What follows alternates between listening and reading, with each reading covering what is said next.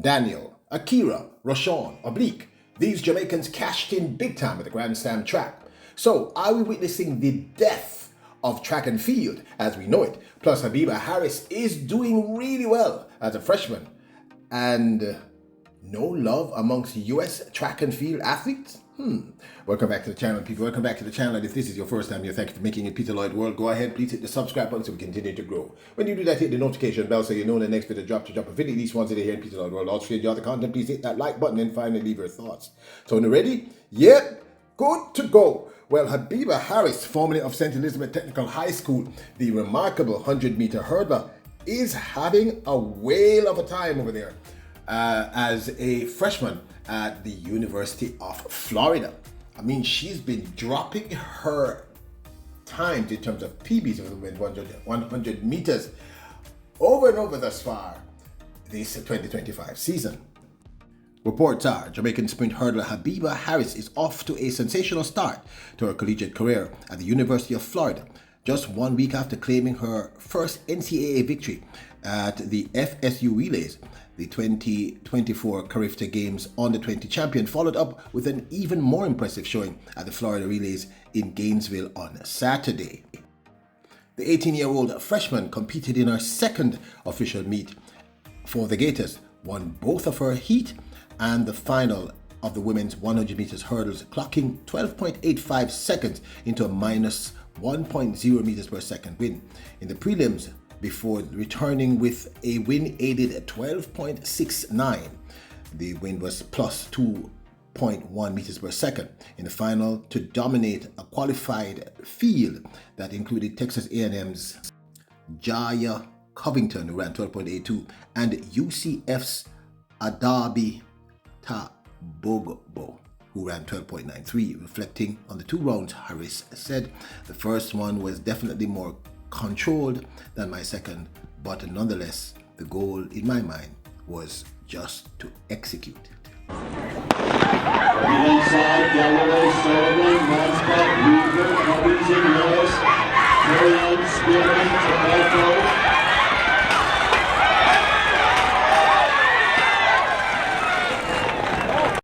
Habiba Harris is quoted as having said, "I got there faster than I anticipated.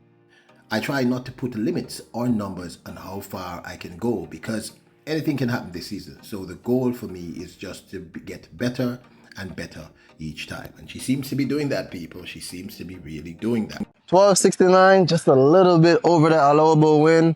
Did you feel like you was going that fast just now? Honestly, I did not. Yeah. I did not. And we were talking about it just now, but you kind of clobbered on hurdles. Like, does that make you feel like you have a lot more left in the tank? It does. And at the end of the day, I just got to go back to the training ground, work on what I'm supposed to work on, listen to my coach, just keep pushing. This is only your second meet for the Gators. What are they doing right at the Gators now? You're hitting PBs after PBs, faster time after faster time. What are they doing right here? I'm listening to my coach. Hey, pretty simple and straightforward. So Jamaica has a good history with hurdlers, and we have a good group of hurdlers. Is that on your mind when you're thinking of training every day, like, hey, I got to get down to those fast times to be able to compete with these girls to get on those national teams? Yeah, because at the end of the day, this is something that I really love. And if I really want to make it far into it, then I really got to be thinking about stuff like that. Yeah. Every day, you just got to work on something different, something new, fix another problem, and I'll get there. Another one, people, another one. Young lady always showed tremendous talent. And it's good to see that that talent is being honed in the right direction at the University of Florida.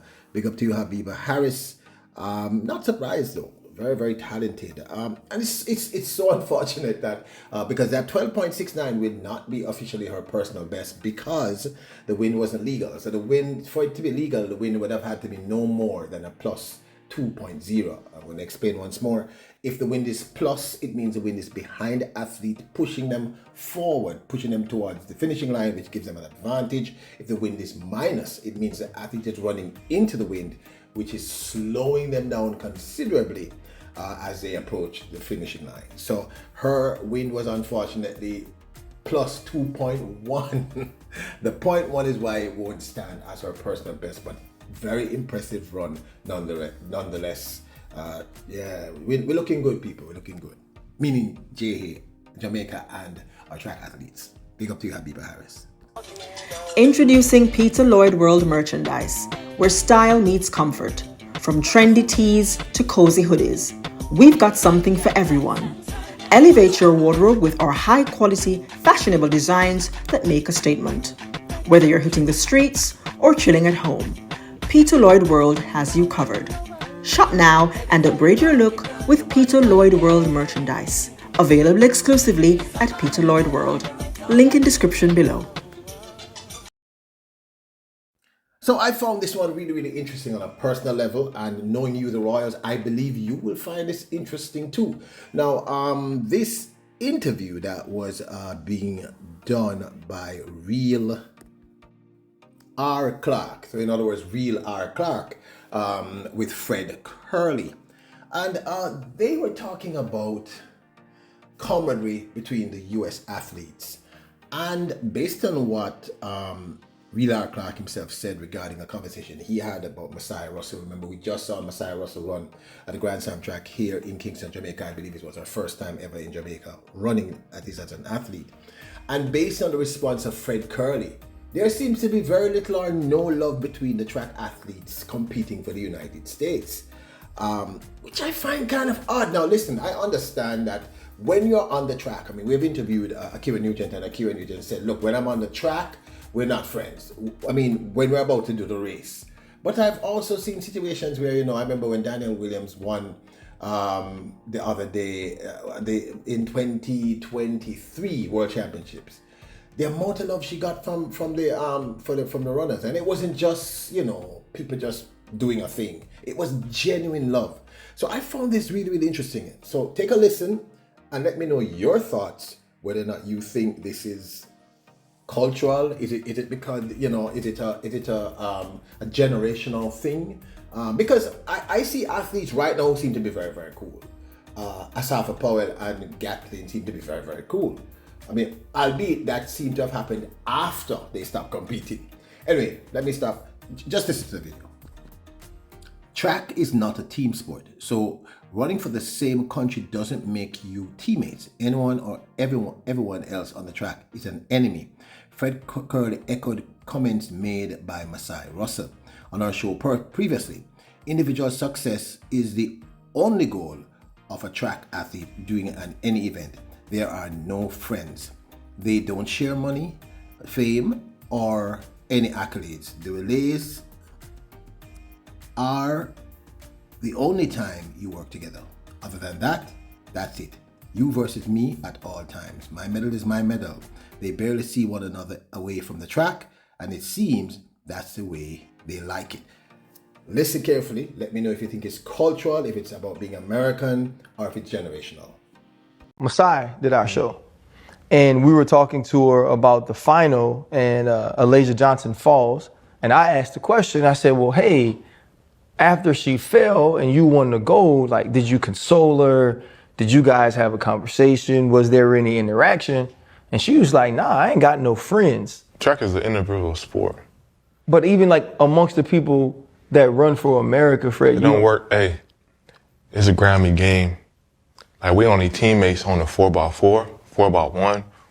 We not teammates in no individual race. Probably not even warming up together. We are enemies against each other, and we all represent the United States. That's not only for our countries, that's for most of every country. This is an individual success. This is not team success. Like, my medal's my medal.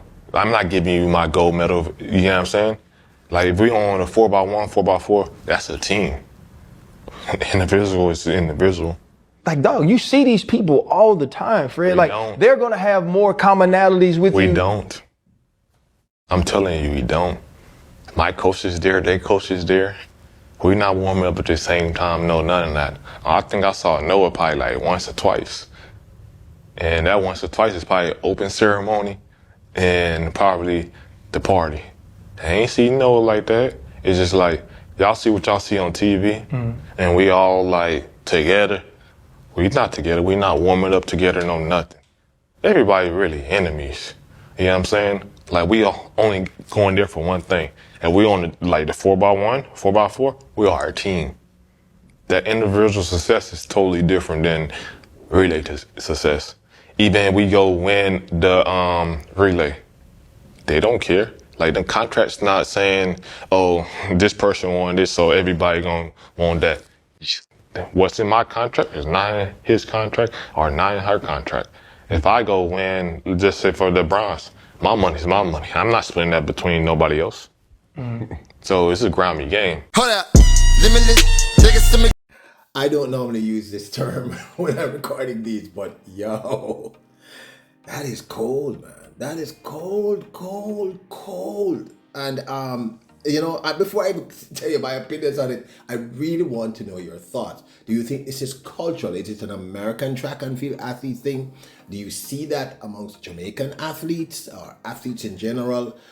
Is it generational? You know, is it people, the more mature athletes, like Usain and stuff, because Usain had good friends while he was competing on the US team, and I know that. We all know that. He's admitted it. But I mean, Curly seems to be saying, yo, man, this that's not it. I mean, yo, that's cold. We are enemies. That is serious. Anyway, let me know your thoughts. Is it generational? Is it cultural? Is it about Americans in general or athletes across the world? Do you see it in Jamaicans? That coldness, that, you know, Masai Russell, I don't have any friends. Whoa. Anyway, let's move on. So Danielle Williams walked away as the first Jamaican Grand Slam champion with $100,000 US. Ackera NUGENT came third, $30,000 US. Other Jamaicans, Roshawn CLARKE walked away with $50,000 US, and Oblique SEVILLE another $30,000 US. No, that's not Oblique SEVILLE, people. That is Tia Jones. But I think what we just witnessed, personally speaking, based on, and this is my 2 cents. This, of course, is my 2 cents. Let me just start from now. We just witnessed the death of track and field. Track and field, as you know it, just died. Now, I'm not saying it's gone, but the track and field that existed prior to the 4th of April, 2025 at the National Stadium with the first staging of Grand Slam track is dead. It is dead, dead, dead. And in some ways, I think that could be a good thing. Now, many are going to say, what am I talking about? But let me break it down to you this way. Athos, I believe, started to put the nail in the coffin, but I think Grand Slam track just closed it out. Grand Slam track just killed track and field as we know it. Let me explain. Now, any of you, if you happen to be over, say, 45 years of age and you were a fan of cricket, test cricket, you will know the name Kerry Packer. Kerry Packer effectively killed cricket the way we knew cricket to be. Now, let me explain. In fact, 2 things killed cricket, but there are similarities in both things. I'm going to read these upside down. Now, first, Kerry Packer and the World Series Cricket, WSC. While it happened much earlier, WSC in the late 1970s was a revolutionary moment. Packer offered significantly higher salaries to attract top players, challenging the traditional amateur ethos and forcing cricket boards to professionalize and pay players more fairly. This laid the groundwork for the higher earnings we see today. And then second, the rise of the Indian Premier League, the IPL, and T20 cricket. This is arguably the single biggest game changer for player earnings. That $100,000 that the Grand Slam track champion walked away with, and we saw several: Sydney McLaughlin, Jamaica's Danielle Williams, Matthew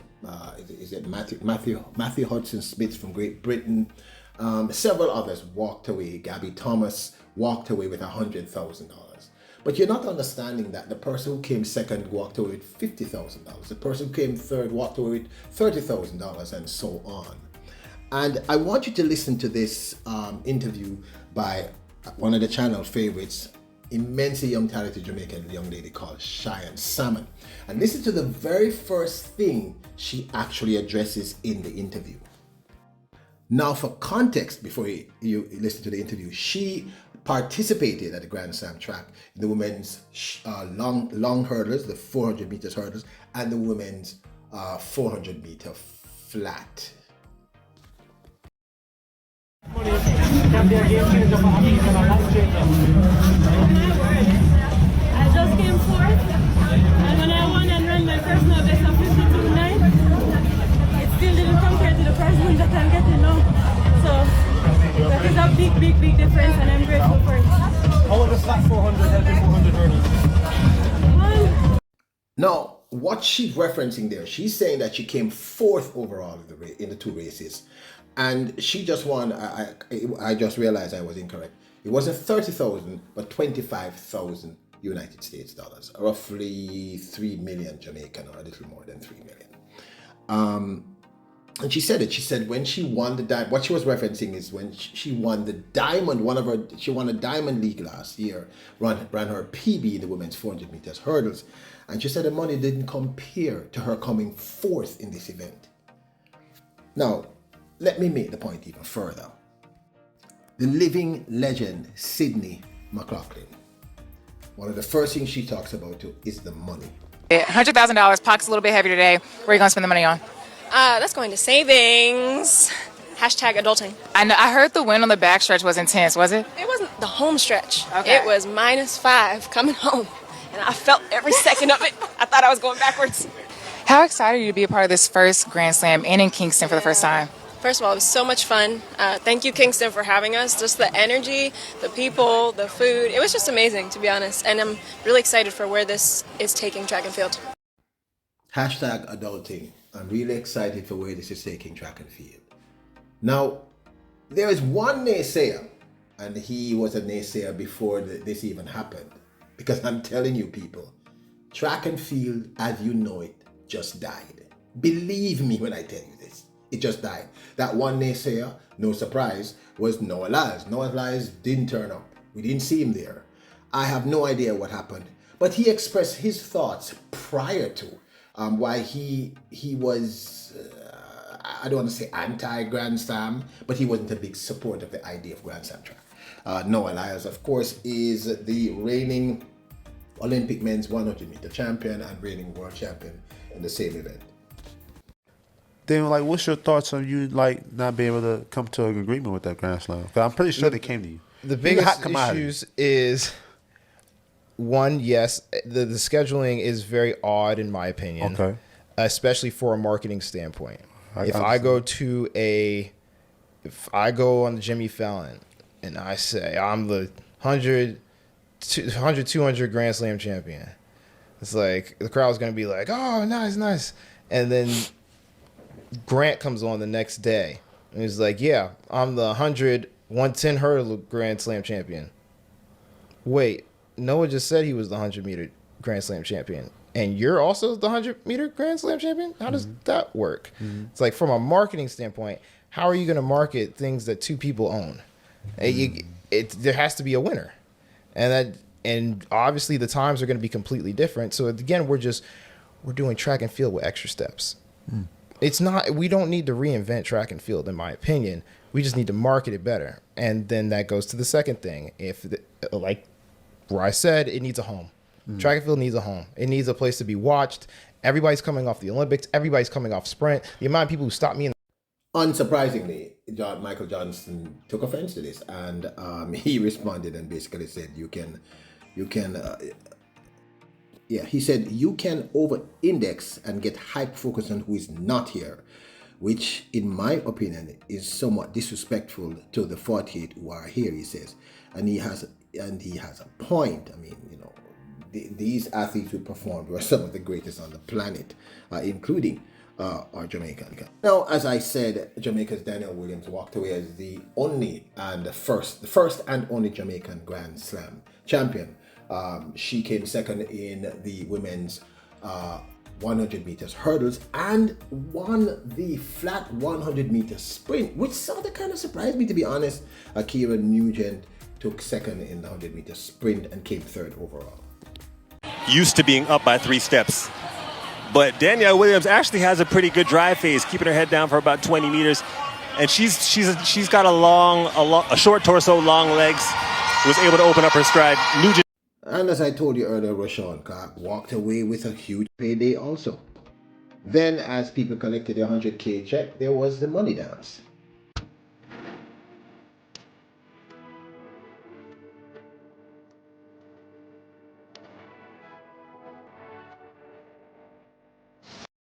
Now, this, of course, is my 2 cents. I am telling you, you just witnessed the death of track and field as we know it.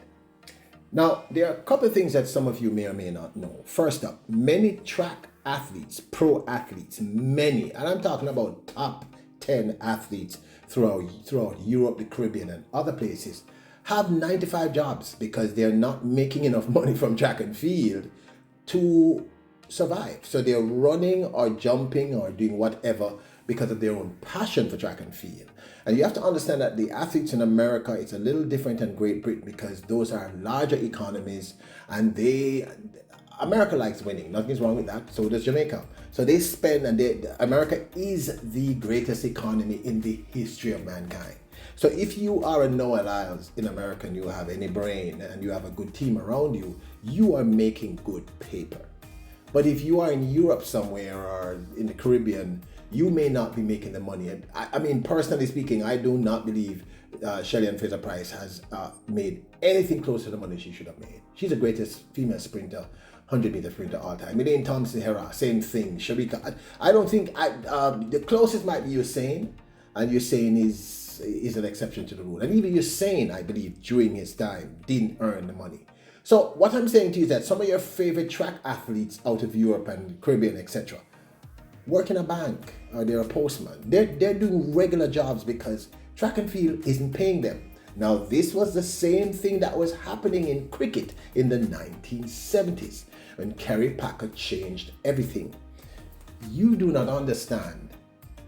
If you don't understand this, the power of money. Young Cheyenne Salmon said, I won a Diamond League, ran a personal best, and me coming fourth at Grand Slam track, I have made way more money. The money is not even in comparison. You saw Gabby Thomas and those people literally dancing to collect those $100,000 checks. And I don't know if I had said this in the previous video, but what Michael Johnson announced after Grand Slam track started officially was that they're going to have the person who wins overall is going to get an additional 100,000. So that person, if they win 2 more Grand Slam tracks and they could walk away with close to $500,000 US. People, money changes things. Seriously changes things. This is going to do 3 things. 1, this is going to force everybody else to step up to the plate and find some real money to pay these athletes. Or all the athletes will be fighting to do Athos and or Grand Slam track. Okay? Because understand that you can win a Diamond League, actually win it, and not make the money that the person who comes 4th and 5th in Grand Slam track makes. And that's huge. The second thing that this is going to do is that, and this has happened to Jamaican cricket and Caribbean cricket, is that people are going to go where the money is. They're going to go. Yes, there's a lot of passion and stuff, but passion can't eat. You can't eat passion, people. Passion can't put food on the stove. Passion can't buy you a car. Passion can't do any of those things. You need income. You need to actually earn. And I believe what happened with Michael Johnston's and Grand Slam track is essentially what Kerry Packer did and the IPL has done to cricket. We just saw the death of track and field as we know it. I'm not saying it's going to end, but I'm saying that whatever you remember track and field to have been prior to Grand Slam track, it's not that anymore. The athletes, listen, we had Jamaican high schoolers running there, and they are aware that these people were walking away with 4th, $25,000 US. No matter where you are in the world, no matter who you are, $25,000 US, it's a lot of money. So this is the death of track and field as you know it. I am 1,000,000,000% assured. Now, Kerry Packer's end was a little different. Michael Johnson will not go down that road. But I'm saying to you that by introducing real money to cricketers, he changed cricket forever. And I'm telling you, by introducing real money to these athletes, he has changed track and field forever. Because people, this is a job. Their goal is to make money. That is their goal. And you need to understand that up until very recently, the Olympic Games didn't pay anyone anything. You went there and ran for the honor and the glory. But if you can come to a meet in Jamaica or Miami or somewhere else and you can run 2 races over 2 days and walk with 100K or 30K or 25K or 50K, come on, people. That is serious paper. So, in my opinion, Grand Slam track succeeded, but it also led to the death of track and field as we know it. But this, of course, is my 2 cents. I would love to hear your thoughts. Do you think I'm right? Do you think track and field as we know it just died? Now, don't forget to check out our merch store at printify.com. Please support the channel or consider joining our membership. And don't forget to hit the subscribe button, the notification bell, and hit the like button. One more thing I should say, congratulations to all the athletes, yardies and non-yardies who performed. I am happy to see people collect that paper. Other thing I need to say to you quickly is, that thing about the American athletes just not like, pretty much enemies, even amongst themselves. Do you think that this is a generational thing? Is it an American thing? Is it just cultural, or is it something that you think is happening right here in Jamaica and across? And do you understand? Do you think it's okay to be like this? I mean, I can understand, to some extent I understand, but wow, that's hearing when I heard Fred Coley say enemies, man, that was cool, man. That one did cool. And big up to Habiba Harris. I hope she stays healthy, but I see great things ahead for that young lady. You are royals, kings and queens. Bless her.